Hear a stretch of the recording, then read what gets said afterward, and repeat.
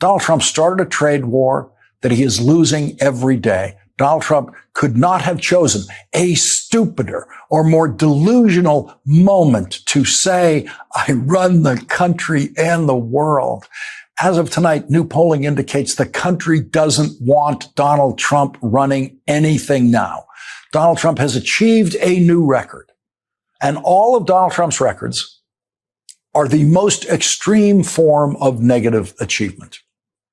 A new Washington Post poll awards a record to Donald Trump, reporting that Donald Trump's job approval rating is, quote, lower than for any past president at the 100-day mark in their first or second terms. Donald Trump is now America's biggest loser. The biggest loser. And yet, as Donald Trump brazenly tells The Atlantic, he runs the country and the world. Okay, Mr. effing delusional. Sure didn't look like it in Rome last weekend at the Pope's funeral, where he sat alone like a sleepy old toad. No offense to toads. While world leaders flocked to former President Biden's side for selfies and just to say hello. And, you know, we're having kind of a commemorative party with him. Hi, my name is Suri Crowe, and you're watching the MeidasTouch Network. Meanwhile, back here in the USA, Trump's feckless cabinet is trying to spin Trump's disastrous tariffs as a win for the American people. They say that a lot of these, the supply lines and the cargo ships are being held up. A lot of people are saying, turn it around with the tariffs this high. I don't want the product. Are you worried about empty shelves? Not at present. We have some great retailers. I assume they pre-ordered. I think we'll see some elasticities. I think we'll see replacements. And then we will see how quickly the Chinese want to de-escalate. It just cracks me up. I've heard people even on like sort of more centrist media like, oh, Scott Bessent's the key. Treasury's, you know, he knows he's going to give Trump credibility. Like, come on. Scott Bessent is ridiculous. Like, who thinks like that? And elasticities and the Chinese are going to de-escalate with his Long Island lockjaw. I don't know if he's from Long Island. He just sounds so, I mean, he's ridiculous. He's ridiculous. He's just word salading because Scott Bessent knows that this administration's economic policies are a complete and utter disaster for the American people. He knows it. You can see it in his face at the press conferences with Caroline Leavitt.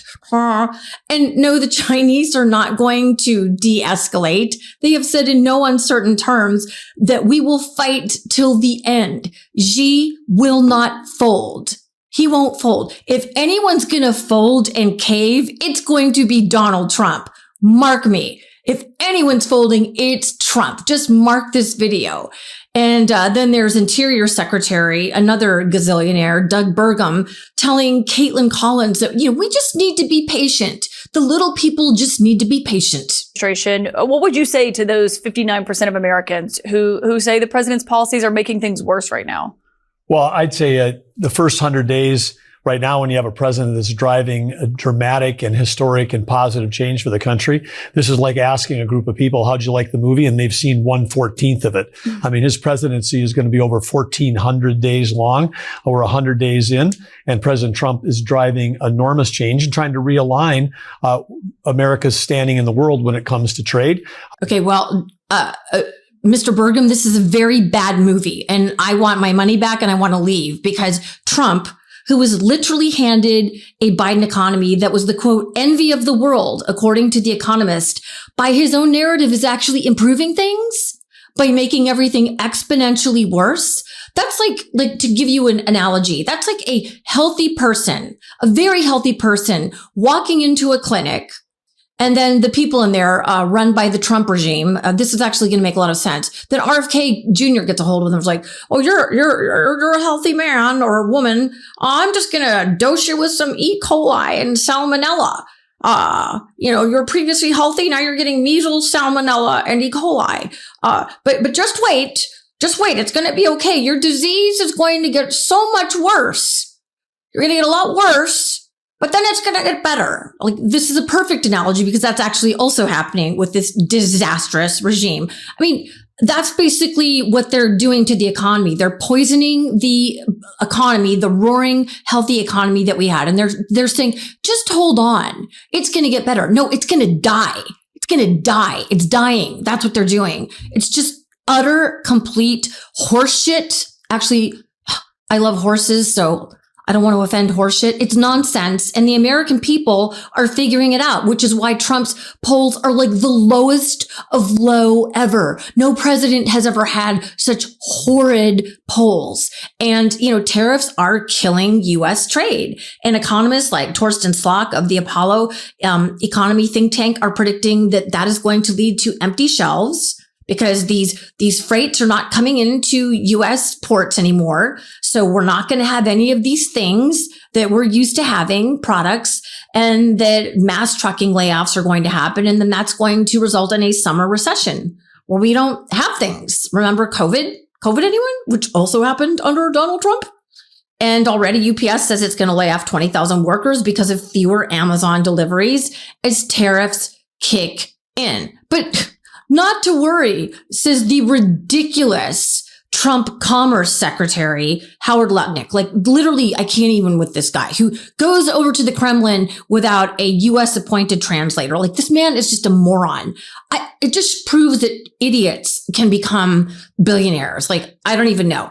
So Howard Lutnick is saying that all of those products that Americans buy from China, don't worry, because we Americans are going to make them right here at home. Train people not to do the jobs of the past, but to do the great jobs of the future. This is the new model where you work in these kind of plants for the rest of your life, and your kids work here and your grandkids work here.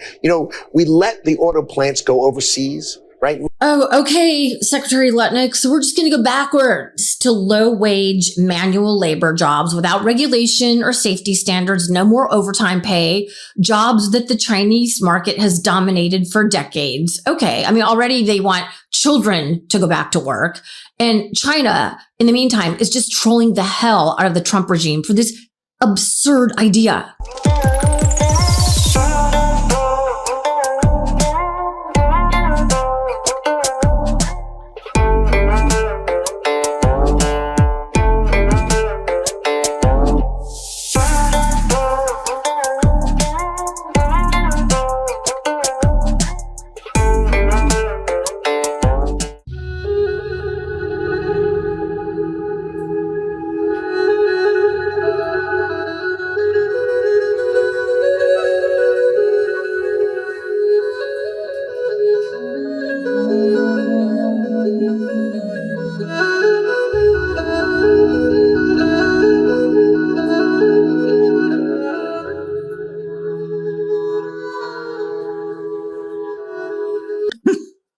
I love how at every workstation, there's like fast food, Doritos and Coke. They're just mocking us and how slowly the obese Americans are moving, like trying to like screw in teeny tiny little pieces to smartphones, and they just can't manage it with their fat hands. And then the dude sewing the bra, it's hilarious because it's accurate.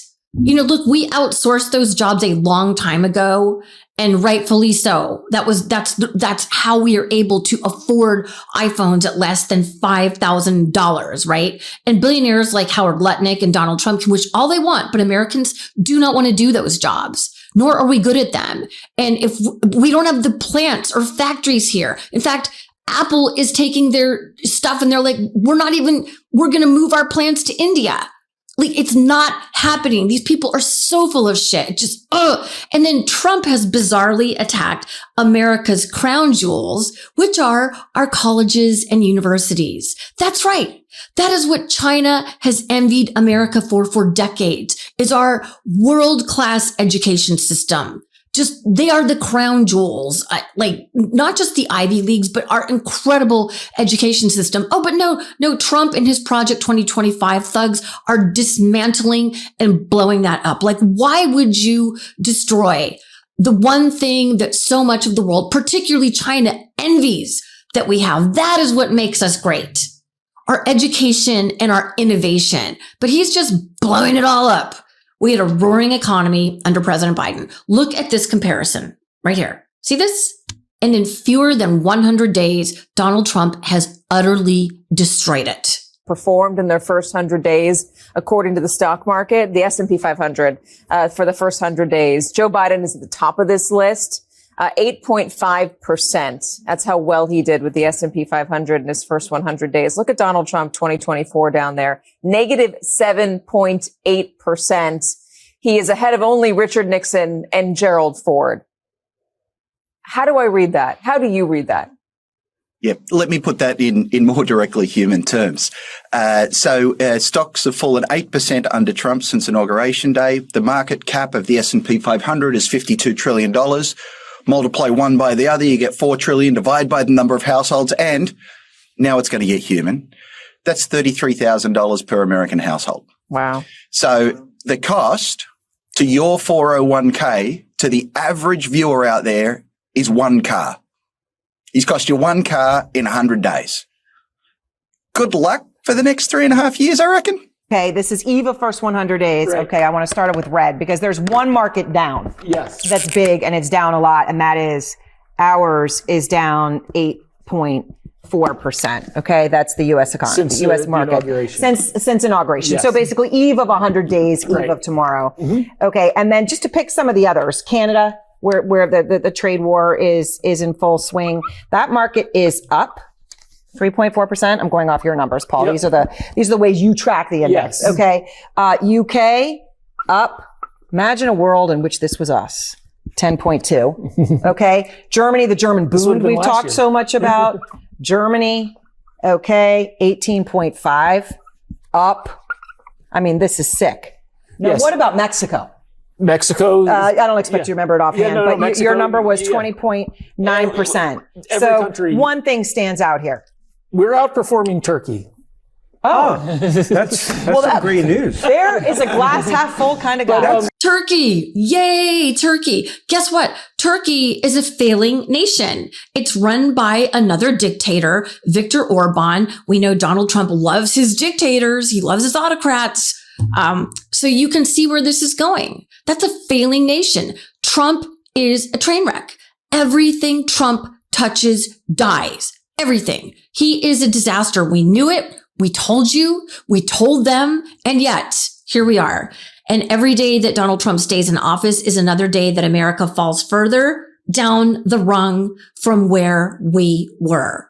And I believe that, even if and when, I'm going to say that we will get rid of him, I'm going to be positive, even when we get this monster, this psychopath out of office, because we have to do it, I don't believe that America's reputation will ever be restored to where we were under President Biden, Obama, Clinton, etc. Not in my lifetime, because we have lost all credibility. The rest of the world looks at us and is like, how could you put this, I want to use a word that starts with an A and has an H in it, this person in office, not once, but twice. And each time you did, he has wrecked your country. Like, how stupid are you as an electorate? And I would say, yeah, I wouldn't trust us either. So our reputation is damaged for decades and probably a generation or two to come.